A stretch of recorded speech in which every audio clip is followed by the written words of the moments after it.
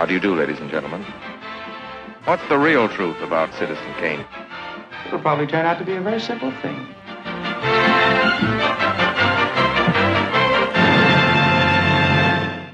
Hello, everybody. I hope you're doing well. I'm Parker. And I'm Max. And welcome back to another episode of Better Than Citizen Kane, the highly subjective show where we look at a movie and ask that titular question. Because when every movie ever made is a reasonable contender for the title of greatest film of all time, you have to wonder, better than Citizen Kane? Good luck, Parker. We're all counting on you. So get that finger out of your ear and grab your smoking ticket, because this week we're boarding flight number 209 to Chicago to discuss the ultimate parody film, the ZAZ comedy classic, Airplane, 1980. Mm-hmm. Did we like that I threw that in there in between? I don't think I liked it. But I think it was good. I think we're it was trying things. Mm-hmm. Let's just dive right into this immediately. Parker, this is an impossible movie to bring to the show. Yeah. Because when I was trying to figure out what that my funny little line should be as the intro to the episode, I was like, it just feels like quoting anything from the anything from the movie feels. It feels like the guy who goes to you at a party and says, "Have you seen Airplane?" And you go, "Yeah." Which is your personal, antithesis. That is your personal arch enemy, is that guy. You've talked about this guy for years now. I talk about this guy a lot. Yeah. This is the guy who comes to you at a party and asks you if you've seen X funny movie, and you go, "Oh yeah, I like that movie." And then he just starts quoting the movie at you. Hey, remember when they did, remember when this? he says this? Remember when they say this? Hey, remember this? Yeah. Hey, do you remember this? And I'm like, yeah, it's funny when Dan Aykroyd says it in Ghostbusters. Mm-hmm. Anyway, that is a real thing that happened to me on a film set 4 years ago. Wow. He just started quoting Ghostbusters, but we're not talking about Ghostbusters today. Parker doesn't like Ghostbusters. We're talking about... it's fine. We're talking about Airplane, 1980. And surely the Ghostbusters fans we all know are very normal. Mm-hmm. And thus we will face no problems. But Airplane, Parker. Airplane with an exclamation point. More movies should have an exclamation point. I love an exclamation point. We love an exclamation point. Have you heard about that curse that movies that have a question mark in the title bomb or don't do well? No. I found that out after I finished my fourth draft of my movie script with the question mark in the title, and I went, oh no. See, joke's on you. I'm writing one with an exclamation point right now. So there you go. Is it the one I hope it is? It is. Oh, lovely. Yep. Yay. Oh, I'm so glad about that. Exclamation point representation. Mm-hmm. Airplane. So Airplane is a difficult movie to discuss, but luckily it shouldn't be hard to talk about our histories with the film, because this is just one of those movies. When did you see this for the first time? I saw this for the first time sometime in college. I know that much. Okay. I don't think that this was... I'll double check right now, but I don't think that it was any time within the last 5 years. I don't think I watched this for the first time in 2020. I seem to remember watching this sometime for the first time in undergrad. Sure. And then just kind pre 2015, 16-ish? It would 2018. I would be in the 2015 to 2019 range is when I was in undergrad. Let's see what Letterboxd has to say. Yeah, so I have this, the first time I logged this is June of 2020, and that says it's a rewatch. So sometime before that. I couldn't tell you exactly when, but it was sometime in college. So you don't even remember where you were, who you were with? I am fairly certain it was by myself in my dorm room. I think it was another one of, I was still on my I carried over my library streak when I got to school. Before I had any friends, I went to the local library and still just got movies. Yep. Yeah. So, yeah. Yeah. I remember being in my college dorm by myself watching movies. Yeah, exactly. You understand. My roommates were not great. Yeah, it's great. Okay, and you've watched this how many times? I've watched this 5 times. 5 times in 5 years. Yes, which is funny because I sent to you, not even because of this. It was just, I was just curious to see. I made a list of okay, what are movies that are, whether they're intentional or not, have become kind of annual watches. And my criteria was I had to have a 4-year streak of watching it once a year. And this latest viewing of Airplane got it. So Airplane is now apparently an annual watch of some kind for me. I don't know. Wow. Great. I guess I just come back around to this about once a year just because I think it is one of the, like, if I am in the mood for like a comedy and nothing else, like I don't need the rom-com of When Harry Met Sally. I don't need like the slapstick of something of Buster Keaton or whatever else. Like, this is like my go-to comedy movie of just like, I don't want to think about anything. I just want something silly and fun. Yeah, I mean, it's very watchable, right? Yeah. Like, it is kind of the easiest comedy to watch, potentially. Yeah, I can see that. For those that it lands for, you know? Yeah. What's your history with this? I saw this much too young, I reckon. Really? I saw this... It must have been when I was, like, 10 or 11. Like, and my dad was a big fan of watching movies with me. And so he did end up showing me a few things that maybe I was a little too young for, maybe. Sure. But, like, looking at this movie, recalling this movie, he was like, no, I think that's fine. Like, there's nothing too egregious in it, forgetting the two very boob-centric jokes in the movie. Indeed. One of which is just a fully naked woman running across the camera. And I remember my mom being horrified. And my dad being like, I did not know. I did not remember. I forgot. And my mom being like, you knew. You did this. And, just kind of being like, did you do this intentionally? Were you being... And he's like, no, I wasn't. It's like, I forgot. That's really good. And that was maybe the first time I ever saw naked boobs. So there you go. There you go. Airplane did that for me, I guess. Formative. But then I feel like I watched like 16 Candles within a year, and there's like another, there's that in there too. And then I feel like that was like within a few years after that. And my mom's reaction was decidedly, you've seen one pair, you've seen them all. And I was like, oh, okay. All right. If you say so. By that point, I'd seen two. It would Wow. seem, because Airplane has it. So I've seen this many times. Really? In the last 5 years, I have seen it twice. Okay. I watched this in 2020. I think 2021 is the last time I watched this, because every time I go through an airport and I'm walking, especially, you know this, Parker, the Salt Lake Airport is kind of bonkers with how long it takes to get from one terminal to the other. I don't hate the tunnel. I like the tunnel. Everyone hates the tunnel. I like a walk, so I like the tunnel. And I like airports. But when I go through an airport and I'm getting on a plane, I'm always like, oh, I could watch Airplane right now. Like, I'm like, I want to. But no, I hadn't seen this in a while, so it was fun to revisit it. It is just one of those movies that once you've seen it enters your rotation, I feel, if you like what it's doing. Yeah. And I keep throwing that qualifier out there because I understand there are people who are like, it's not for me. Yeah. I don't understand that, because I think this is the funniest like shit you could do in a movie. But it's fine. It's one of those things of humor, maybe more than anything else, is entirely subjective, and so entirely based on like what you yourself find funny.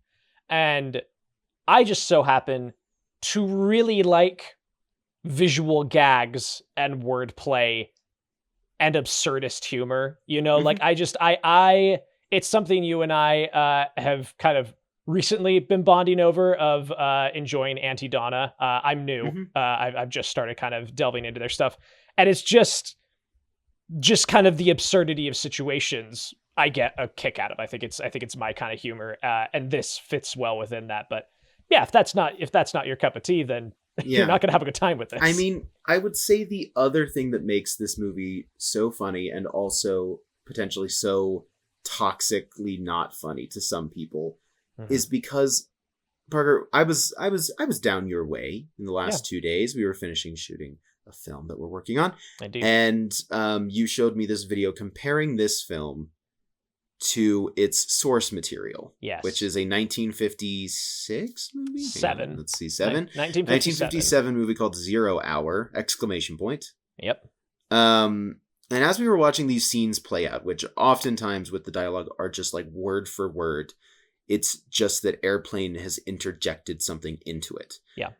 or like made it silly. Like but watching those clips, I realized what Airplane is just it's just a few guys sitting in a room watching a movie and going, well, wouldn't it be funny if they said this? Yeah. Or and then being like, oh, well, let's take the script. What's like the funniest version of this line? Or like what's something we can like take so literally? Like they're on instruments and then it cuts to them being on instruments. Like it is at its core just a group of people being just like making fun of something, and like so specifically, and for so many people this movie exists completely removed from the context of 0 Hour. Yeah. And there are some jokes that when seeing them in 0 Hour make them more funny in Airplane, but for the most part Airplane is funny on its own because you get the conceit immediately. Like even though this exact form of this genre of what Airplane is doing, which is, you know, a disaster movie, doesn't really exist in this way anymore. Like that we don't have Poseidon Adventures anymore. We don't have these things anymore. We get like geostorms, but we don't have like contained dramas about a group of people. And if we do, it's a Liam Neeson movie, which is why I think Liam Neeson doing Naked Gun is really interesting. But the one thing I will argue to that is I think that the disaster movie has now just moved to the oil rig movie. Like that is like, of the last decade, oil rig movies are our disaster movies, you know? Parker, do you want to take one of those scripts for one of those oil rig movies and just make it into an Airplane style parody? Why not? That sounds great. That sounds timely. Great. I'm sure that'll go over like a lead weight. I think that's something, and we'll talk about that off pod. I think that's a great idea. That's good to know. But yes, I'm also excited. Like I need to watch the original Naked Gun because I haven't yet, but like I'm genuinely excited for the Liam Neeson one because it fully is embracing what Zaz, this director group, they talk about a lot in interviews, is that they were insistent in this film on getting dramatic actors rather than comedic actors and performers, because they're like, no, it's funnier if we bring in somebody who the audience knows. Like Leslie Nielsen had a career before this. Like we only know Leslie Nielsen as this, as the parody guy. Yeah. But he had a long, full dramatic career before that. And that, like, bringing that gravitas to it makes a big difference, which is why I think that like Liam Neeson is a great pull for that.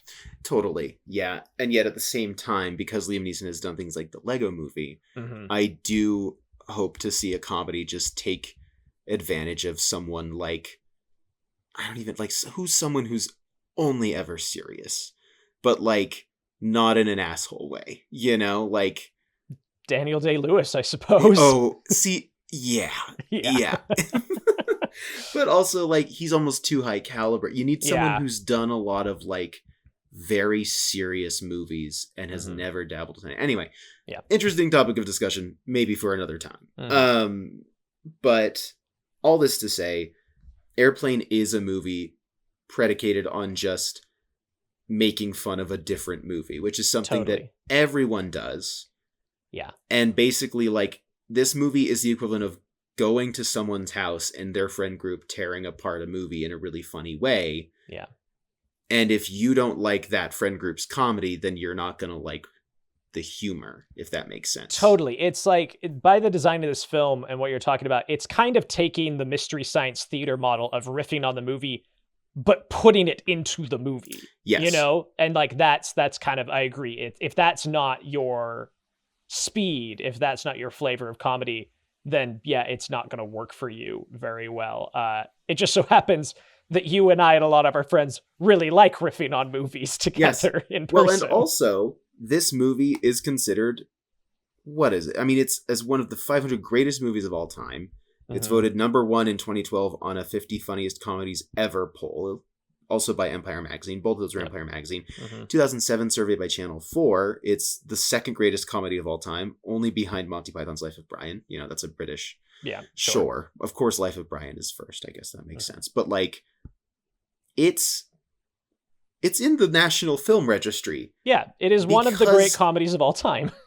So obviously, we're doing all this work to be like, if you don't like it, that's not a problem. We understand. But also, majority of people find this movie funny. Yeah. If not one of the funniest movies ever made. Which is fascinating to me because, like, you're talking specifically about it being a direct parody of something, which I knew kind of tangentially all these years, right? Like, I knew that it was riffing on, like, these kind of disaster films and, like, an airport TV show that was popular, and this movie, 0 Hour, I'd heard mentioned. But I didn't really go digging into 0 Hour at all until this for the recording. And I watched the first, like, 15 minutes of it. And I had to turn it off because I was like, it's too much. Like, it's just beat for beat, word for word. Like, it's all here. And I can't take it seriously. And they're playing it seriously. It's a melodrama, you know? Right. And so what's interesting to me is that I've enjoyed this movie for years, not having seen that context, which I think is kind of the staying power and the eternalness of this movie.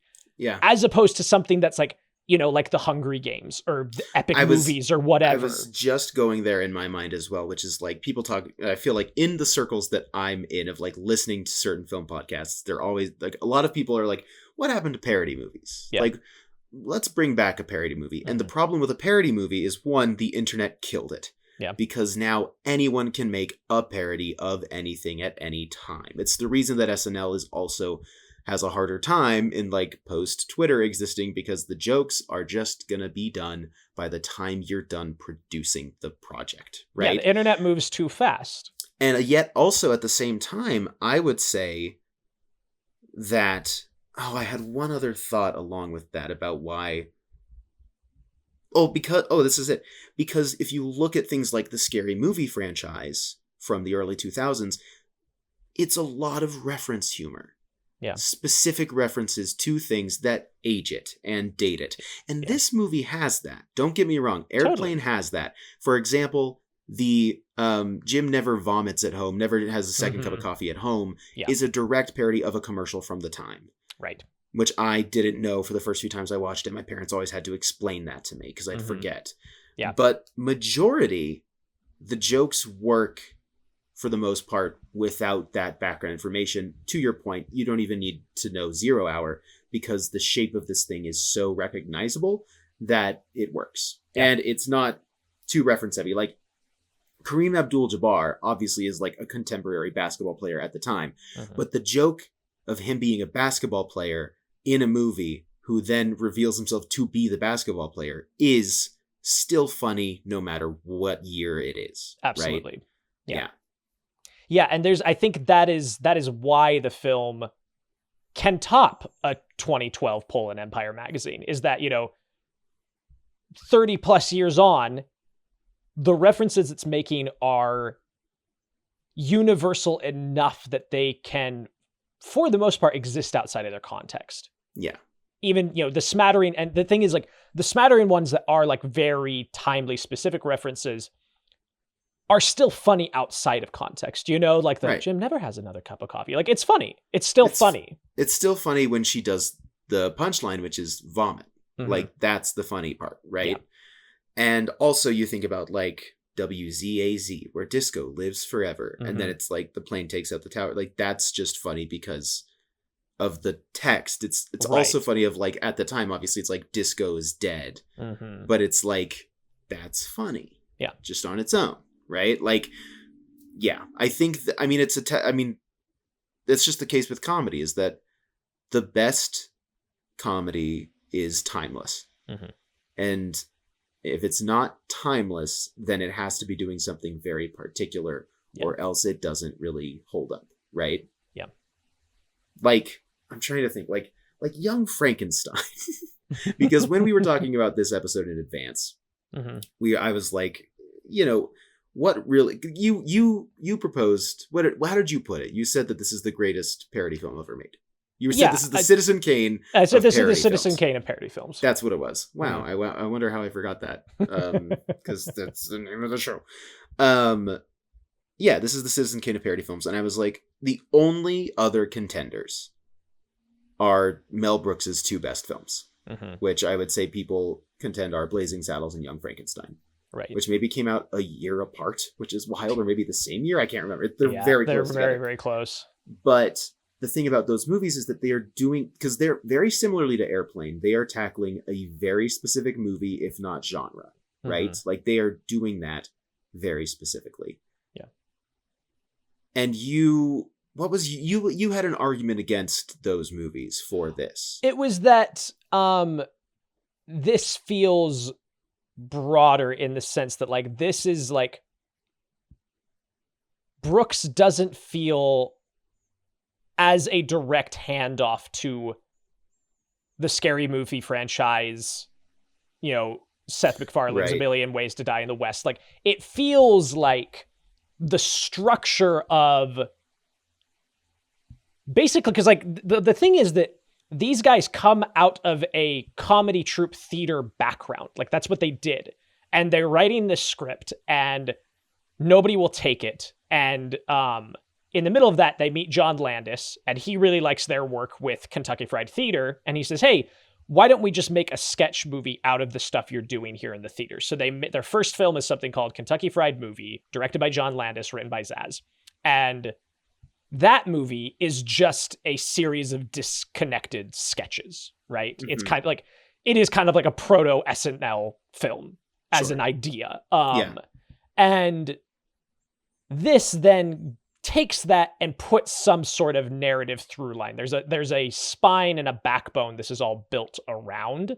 And I think that one way or another, everybody else is now kind of dipping into this well in one way or another. That's why I would Sure. argue. It feels So, like when right. you talk about parody film, this is the one that comes up. Whereas like, I think Mel Brooks kind of exists in his own canon. Like, I think of Sure. Young Frankenstein as a Mel Brooks movie before I think Sure. of it as a parody film.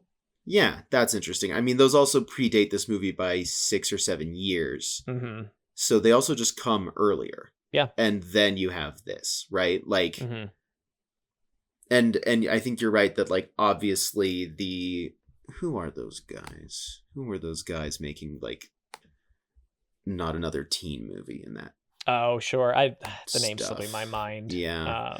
Real quick, I just want to give context for those not familiar. When we say Zaz, we're referring to Jim Abrams and the Zucker brothers, which is David Zucker and Jerry Zucker. Yes. Those three guys worked together and produced a lot of films in this vein.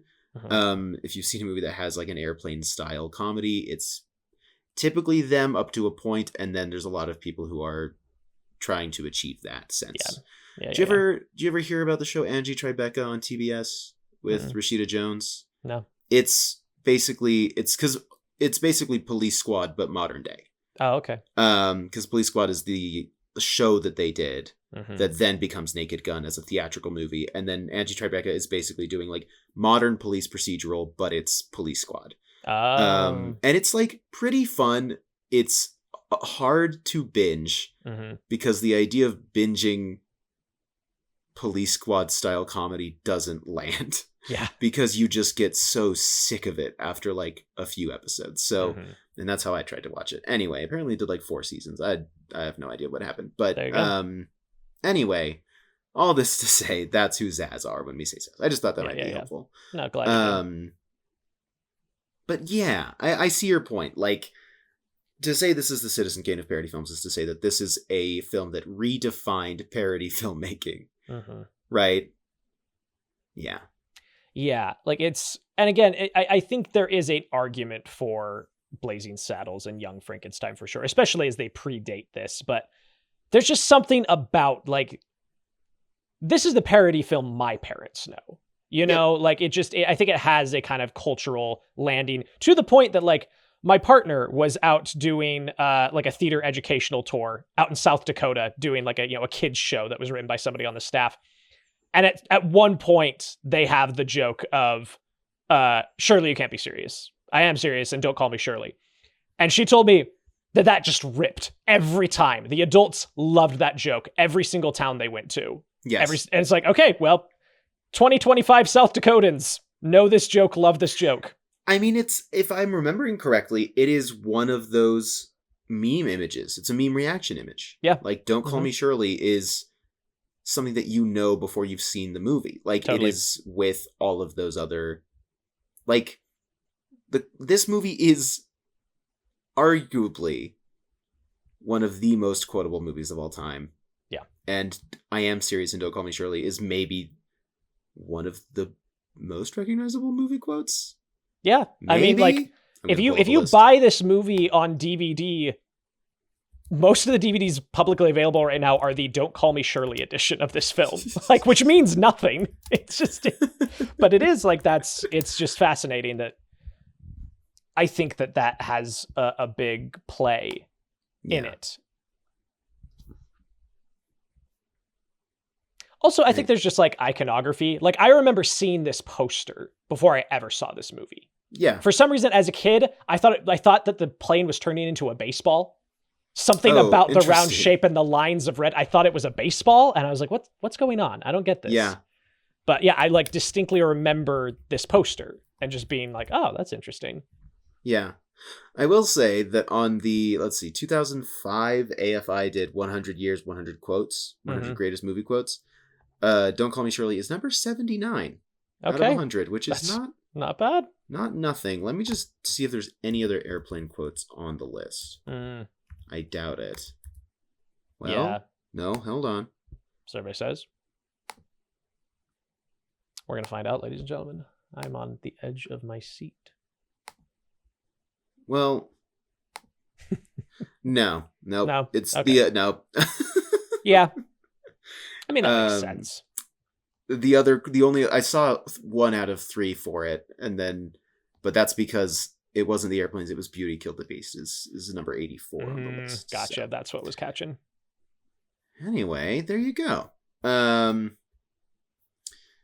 Okay, Airplane. Parker, how do we approach a summary of this movie? Or rather, do you have any information before we attempt a summary? I mean, I kind of snuck in the stuff I wanted to say about, these 3 guys have known each other since literal childhood, have been lifelong friends, grew up together in Wisconsin, did theater and comedy together, formed this troupe, get some traction. This is the first movie that they make. And it was interesting that, like, they talked about how they had a really good time working with John Landis on the Kentucky Fried Movie, but they did say that experience for them was really educational because they're like, yeah, it was our first time on a movie set, and we realized, like, if you want to make things happen the way you want it, you have to be the director. So, like, we were insistent that we direct this. Nice. Which I was like, yeah, it's a good lesson to learn. Yeah, I mean, I can't really think of anything too specific. We talked about the 0 hour of it all and just how bonkers it is, like, actually looking at those clips side to side and just like, wow, that's crazy. I'm really curious. 0 Hour is also a remake of a Canadian television play called Flight into Danger. Yeah. I'd be curious to even look at Flight into Danger, be like, what's the genes of this thing? Like, yeah, just like follow that rabbit hole down. Where does this come from, this teleplay? It was a 1956 teleplay on General Motors Theater. All right. Wow, written by the same guy. Okay, so he just adapted into it. Yeah, we got to bring those back. We got to get a teleplay. We got to get a teleplay situation going on. We got to get give the young and upcoming Rod Serlings of the world a chance to cut their teeth. I think you're right. I think we should prioritize that above all other things. I agree. Everything else will fall into place around that. I think so. But that's kind of it. As far as, like, how to tackle summary, I mean, the basic premise of this movie is that we are following Ted Stryker, who is a traumatized war veteran, and his, long-term girlfriend, Elaine, is leaving him. She leaves a note. She's a flight attendant. She leaves a note that says, hey, you can't respect yourself. Like, you refuse to hold down a job. You refuse to take any sort of responsibility. And I can't do it anymore. Like, you are letting everything that happened in the war completely define your life, and I'm done. And so he gets on the plane to talk to her and stop her. A big catastrophe ensues with food poisoning for one of the meals, and people are violently ill, including the pilots. And now Ted has to step up. Yeah, because if they can't get everyone to safety, they're gonna die. They're gonna die. Food poisoning is so severe, they're that gonna bad. die. Yeah. And that's the basic premise and the framework that they just build 100,000 jokes on. Like it is truly including flashbacks to how Ted and Elaine met in a Saturday Night Fever parody. Yep. And their time in the war, their time in the Peace Corps. Maybe we get these out of the way right now. Yeah. What are your least favorite jokes in the movie, Parker?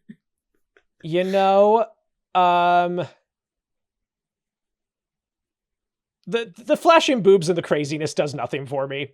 Like, it doesn't get a laugh out of me. It's just like, oh, okay, there's that. I'm not crazy about that one. I think there are elements of the Peace Corps bit that still feel funny and still feel all right. I think the Tupperware lands. The Tupperware joke. I think the Tupperware joke is That's more good. of a joke on Elaine than anything else. And it also introduces, which I think is maybe one of the underrated jokes of the film, is Ted's drinking problem of just physically not knowing how to get a glass to his mouth. Yeah.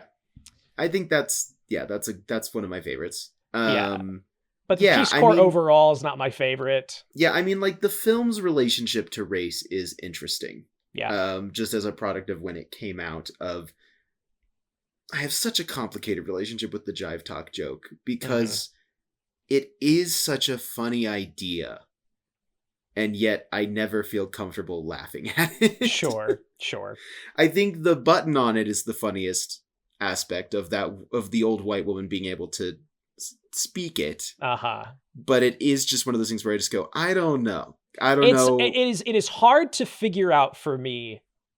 Because, like, where I land with comedy is always, are you punching up or are you punching down? Yes. And I can't figure out what direction that joke is going. And that's why, yeah.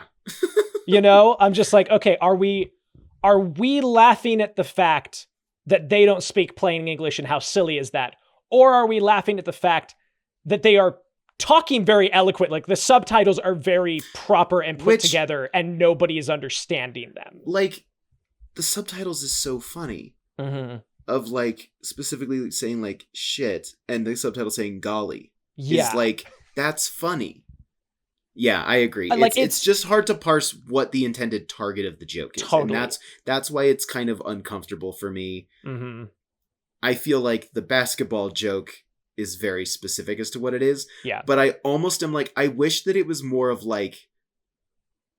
I wish the joke wasn't just, like, they're good at basketball. I wish that it was like, this is clearly like an expert like stunt team. Like, I almost wish it was like more of like like taking it even more absurdly would almost be. Yeah, I can see that. But even that. then, it still is rooted in like something where you're just like, I don't know about that. Yeah, I agree.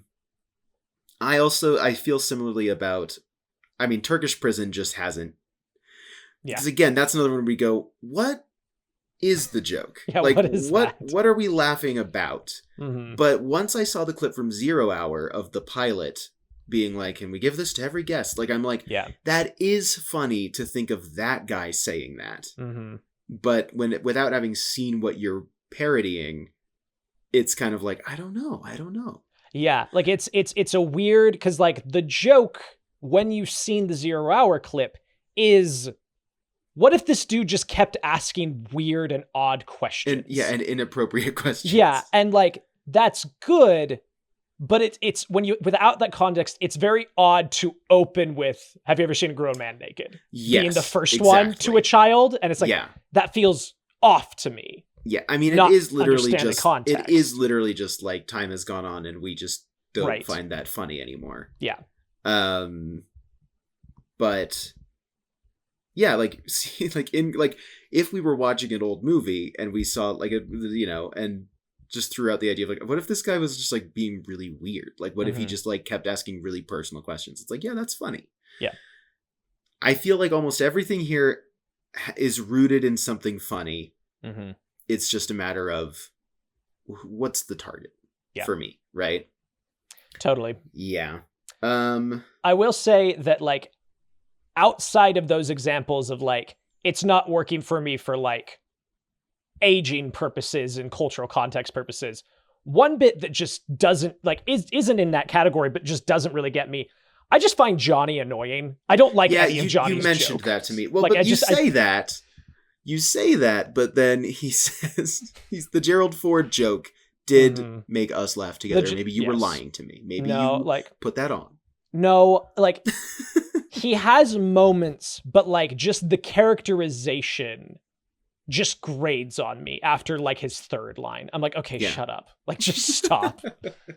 It's just like I don't like the Twister line from him. I don't like the Rapunzel line from him. Like, I see what you're saying. It's too much theater kid energy for me, is what it is. I knew guys like this. I went to school with guys like this. And I'm sure that's what they said when they were writing the character. They were like, we really want to harness theater kid energy. Absolutely. We're definitely not using any other terms to describe him. Yes. I don't know. I still love him unplugging the runway lights and then just being like, just kidding. And then throwing it in there. I'm like, that's like, he has his moments for me that like make it okay. But I agree. He can be grating. But like outside of that, like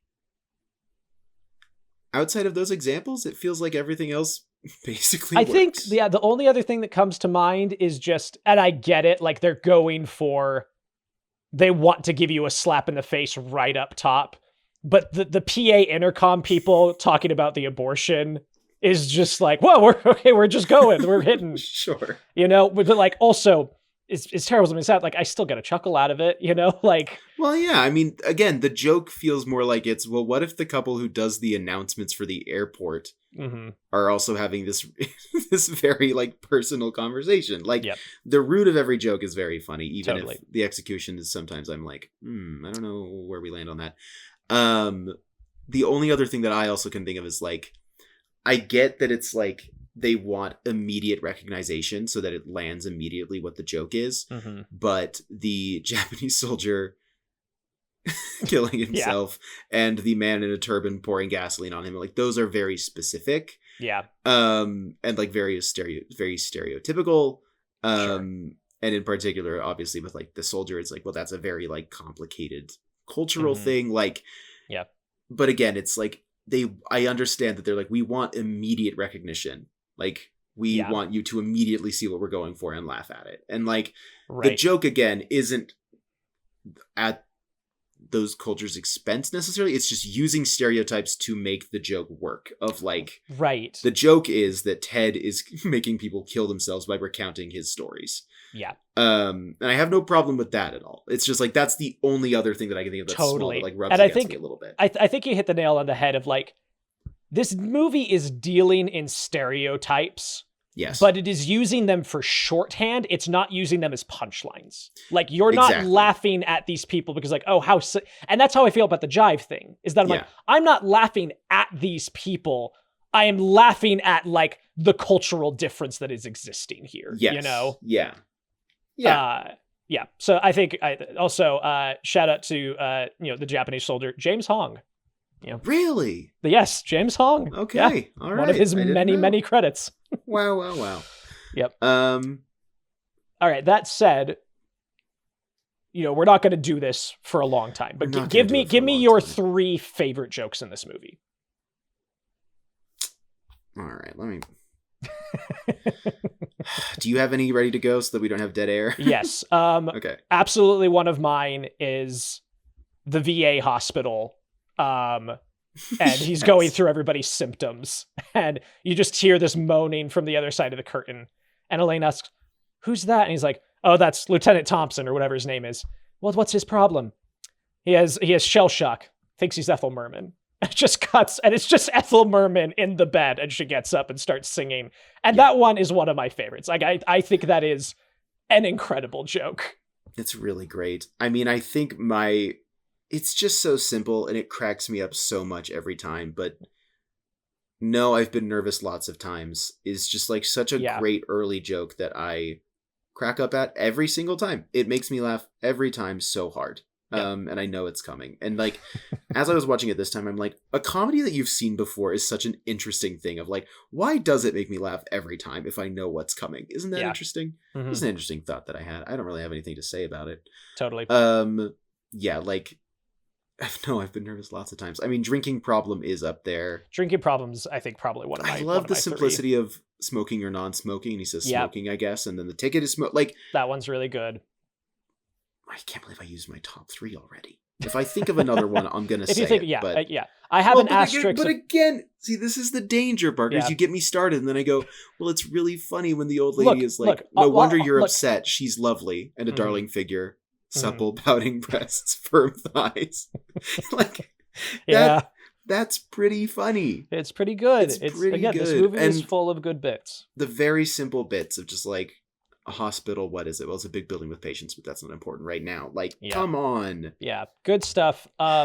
One of my favorite lesser known ones. It's not my top 3, but I'm putting a little asterisk because it's little not more what I low-key. feel. People don't talk about it a lot, and I didn't notice it until a few times in. But when the airplane crashes into the terminal and everybody flees, there's a mother who throws her baby, like just like chucks it and runs. And I think it's funny. Yeah, that's pretty good. You know, actually, my third one has to be, all right, boys, let's take some pictures. And just really grabbing good. the frames off the walls. Yeah. I mean, the one that really got me this time was the train conductor coming out and being like, you're going to be late. You know, you'd better... Like, Yeah. it's just...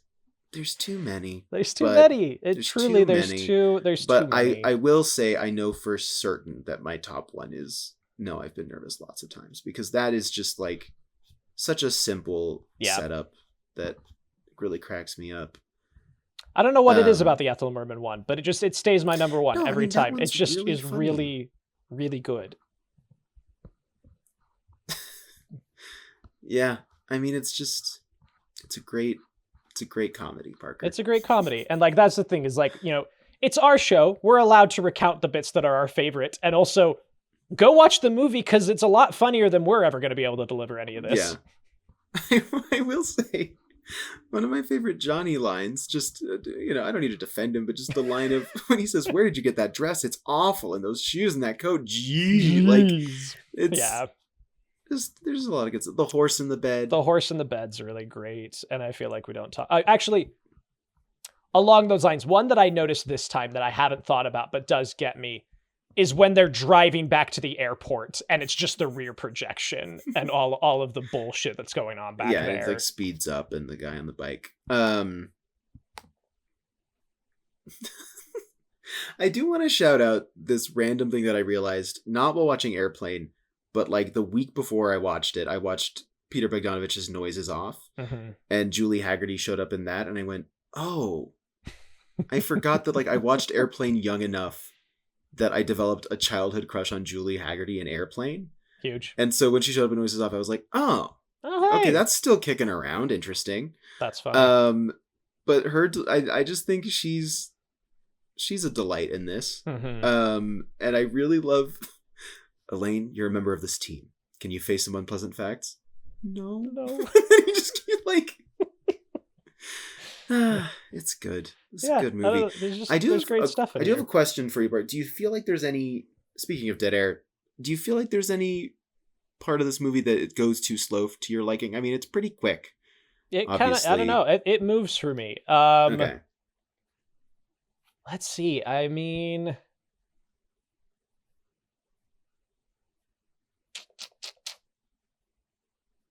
no, I really like, I genuinely like, there's never a part of my time with this movie where I'm kind of like looking at my watcher, like waiting for the next bit to get there. I'm just kind of taking the comedy as it comes. What about you?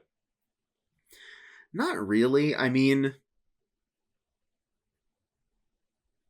not really. Like, the only thing I can think of is like going to get Rex Kramer. And like, that feels like the least like bit heavy section of the movie. But even then it ends with him stepping through the mirror into the room. Like that's a great button on it. And like it works and it's fine. So like, not really. If I had to choose, it would be that. But like, even then I just go, no. Yeah. I don't think so. That does remind me of one more, which is that I think maybe my favorite, like the simplest joke that gets a really big laugh out of me every time is when he arrives at the airport and just the double sunglasses. I don't know. It's so simple. Call it the Vine compilation generation. I don't know what to tell you. Like, it's just funny. It's just funny. I would be curious to know, like, how well this movie has played with, like, what is each generation who sees this movie's favorite joke in the movie? Totally. is interesting, and like what's the funniest part to them is interesting. But man, yeah, just a funny movie. Yeah. How much is there to say? Not much. I mean, I think we can kind of, unless you have specific things that you want to talk about. I've got a quote from the Library of Congress when they inducted it that I think kind of does a better job of putting into words what I was trying to say about it being the godfather of parody films. Okay. Well, you said it was the Citizen Kane, not the Godfather. Oh. So you're changing what you I'm sorry. said. On the page, I just saw the word Godfather. I just feel like I don't even know if you're being honest with me anymore, Parker. I'm not allowed to make mistakes around here. I have to be perfect all the time for you. Look, I want to host a podcast with a man I respect. and you're not a man I respect. I can see that. What a pisser. Anyway, I do respect you. It was a record. No other thoughts? I mean, do you have a favorite performer in this?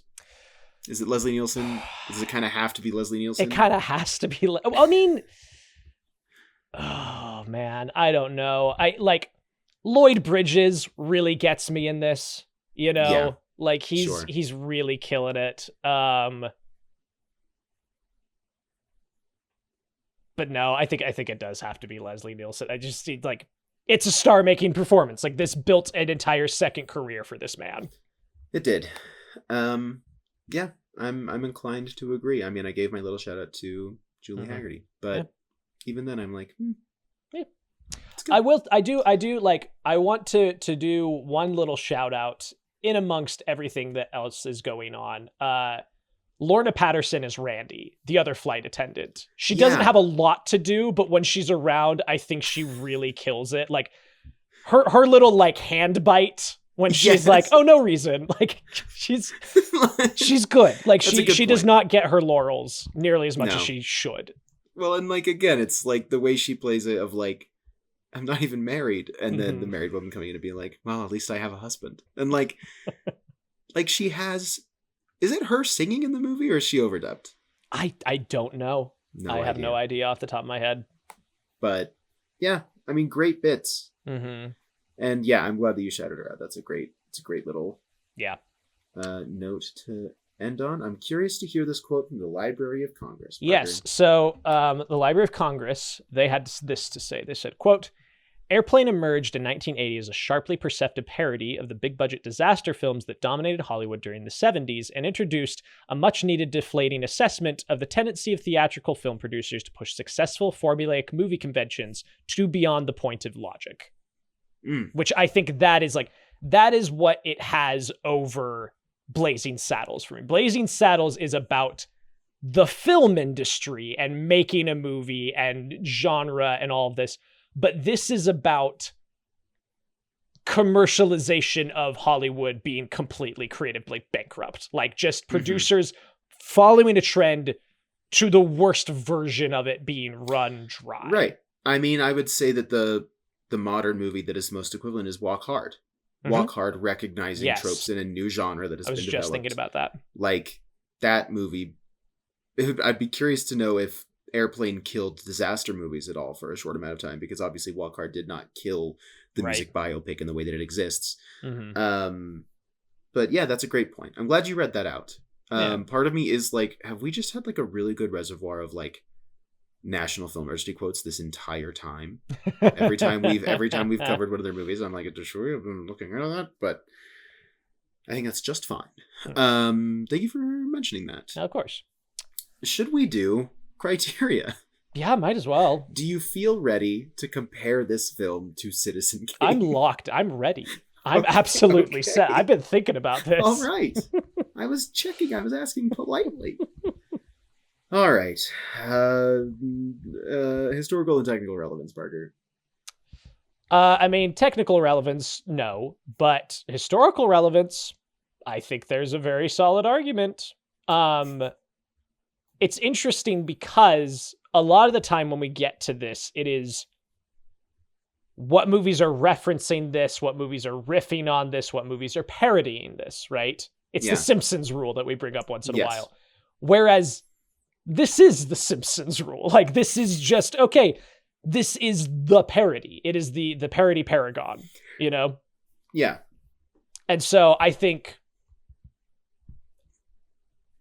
it is what we run into sometimes of this whole section is tough because this is not trying to be Citizen Kane. It's not even not only is it not in the same ballpark as Citizen Kane, it's playing baseball while Citizen Kane is playing chess. Like, they're different games, you know? Argue this is playing like T-ball. They set the ball very carefully and they hit it out of the park every single time. Every single time. There's not even a pitch. It's just we've teed it up perfectly. That's a good point. But to that point, it makes criteria difficult because it's like, yeah, I mean, how do you compare two things? It's apples and oranges. How do you do this? Right. T-ball and chess. Taking this, like, I will, yeah, T-ball and chess. Taking the step back, I think Kane still gets the point here. Sure. Overall. But, like, as far as comedy goes, I stand by. This is the Citizen Kane of comedies. Well, so what else have we covered that is similar to this? Of like Daisies comes to mind of just like Daisies, something sure. that is in a completely different game, like in a completely different ballpark from Citizen Kane. Mm-hmm. I think of Daisies is the only one that's really coming to mind. I'm sure we've done an animation, something, but like, let's see. If I remember correctly, Daisies was just us being like, I don't know, guys. We don't know. Why did we do this? Maybe Love Actually. That feels like it's playing a different game. Yeah, but it also, I don't think we can. It's not playing it well. We didn't give it any points at all. Yeah, because it's a bad sport. It's playing a bad sport. I don't care. It's a bad sport playing a bad sport. All right. Yeah, I mean, okay, so you've taken a step back. You say this is Kane's point to have. Do you stand by that? So. Yeah, what about you? Okay, then I'm not going to argue with you. Okay, cool. Okay. How well is this doing what it's trying to do? Really, really well. Really goddamn well. I'm willing to give Airplane the point on this one. Sure. Yeah, I think I can get behind that. Yeah. Hey. Do you connect with this? Hey, do you like this? Do you like this movie? Hey, the emotion that this movie's asking you to connect with it on, do you connect with that? Again, like I opened with, this is my go-to capital C comedy. Anytime I just want to laugh and not have anything else, it's this movie. Sure. So yeah. Yeah, I mean, I'll meet you there. This movie, whatever this movie's trying to elicit from me, it works. Sure. 100%. So I will give, and it doesn't work 100% with Citizen Kane. So this point does go to Airplane. Yeah. That's 2-1 for Airplane. Yes. Taking a step back, Parker, are you prepared to say that Airplane is better? Taking a step back, no. And I know that. My personal points, the criteria said yes, and I personally say yes. Like, yes. I will watch this over Citizen Kane any day of the week. Yes. But taking a step back and being objective and being the film professor I know I'm supposed to be, no, it's not. Would you use this movie to teach students about comedy? Absolutely, I would. Okay. And like, it's like, when I say no, it's not, it is not, I don't think this is the bottom of our list by any stretch of the imagination, you know? I mean, no, not at all. But I do think that, like, Citizen Kane is operating at a higher level. What this movie is not trying to do. But I think if you ask these filmmakers if it was better than Citizen Kane, they'd be like, what the hell are you talking about? Yes. Like, Airplane isn't going to be mad if we're like, you're not better than Citizen Kane. Right. So while I do think it's close. I think it is in the vicinity. That's my feeling about it. What do you think? Yeah, I don't think it is. Yeah. I don't think it is. I mean, I think that this is, again, like we said, this is doing what it's trying to do perfectly. But doing Airplane perfectly does not a better film than Citizen Kane make, you know? It is fully like, and maybe this is the wrong analogy. Maybe I'm going the wrong direction with this, and you tell me. But like, not every movie needs to be a 4-star Michelin meal. No. And that's okay. No. Citizen Kane is close to that. And this is the best goddamn burger you've ever eaten in your life. Yeah, this is like a this comfort is a comfort food. This like is a burger and fries. This is a perfectly executed cup of mac and cheese. Absolutely. And I go, yum, yum, yum. You know? Yep. And I do that once every 5 years, apparently. But I think really hard about it once every a year. You know? Sure. I was just checking out of curiosity when the last time that we said a movie wasn't better than Citizen Kane was.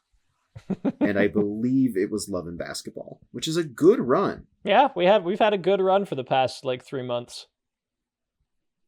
I think it's 4 months. Sure. Unless I've missed adding one here. No. Yeah. No, looking at the list, I think all of these we decided were better. Yeah. Well, Airplane, I can't exactly... Well, okay, Airplane is in good company. Because I was just about to say Airplane's not in good company. I would say it's in good company with The Devil's Backbone and Nosferatu. Yeah. And Ratatouille. It's doing just fine. It's doing just fine. Mm-hmm. You know? Yep. Well, there you have it. That's our episode on Do you want to say it? We haven't said it. Oh, right, sure. Airplane is not better than Citizen Kane. There it is. No, we've got it. We've got the audio clip. Thank you so much, everyone. Again, tough movie to talk about. I hope this was a good episode. Yeah, I mean, it's brief. Again, this is the Cup of Mac and Cheese episode of this show as well. I would imagine. I can't imagine it's a greatly made Cup of Mac and Cheese, but I think people, you know what we've done? We've reheated the Cup of Mac and Cheese. There it is. And mac and cheese ain't bad reheated. I'll say that. No. Holds up. Yeah. So thanks everybody for listening. Yes, Max, what are we checking out time? Well, so this was Parker. This is a Parker pick. Mm-hmm. And next time, we didn't even talk. I think it's obvious why you chose this for the show, isn't it? You just love this movie. It's a great movie. What are you talking about? The one I'm looking at, I haven't seen. No, I'm talking about Airplane. Oh, this one. I thought you were talking about next. I was like, what the hell are you talking about? No, I said we didn't say why you chose this movie for the show. I love this movie. I feel like we made that clear. Yeah. Next time we'll be talking about Dorothy Arzner's Merrily We Go to Hell, 1932. There it is. I am bringing it to the show because it's a 1930s film directed by a woman. Yep. I'm going to be real with you guys. It's woke mindset. The woke virus got it. Not really. I've seen it once, and I really enjoyed it, and I feel like, from memory, Parker's gonna like it. I'm looking forward to it. I've seen one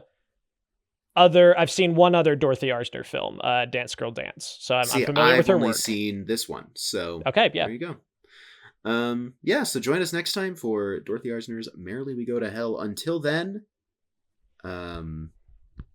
say hi to George Zip for us. And on that note, goodbye, everyone. All right. Take care, everyone. Bye.